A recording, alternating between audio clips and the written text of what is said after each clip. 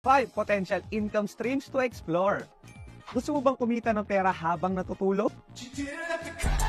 Discover the potential of these 5 passive income streams na pwedeng magbigay sa'yo ng financial freedom at fulfillment. Sana all. Number 1, affiliate marketing. Magkakaroon ka ng commission by promoting product using your personalized links, making a profit with every purchase na makukuha mo sa referrals na ito. Number 2, rental income. Generate passive income by renting out yung mga properties mo. Number 3, selling online product. Pwede kang gumawa ng lucrative online selling business by selling digital products katulad ng e-books, courses, and templates, allowing you to reach a broad audience at pwede kang kumita ng paulit-ulit. Number 4, high-yield savings account. Grow your savings faster sa pagkakaroon ng mga high-yield savings account. Uso-uso to ngayon, lalo na yung mga digital banks na nag-o-offer nito. Number 5, dividend.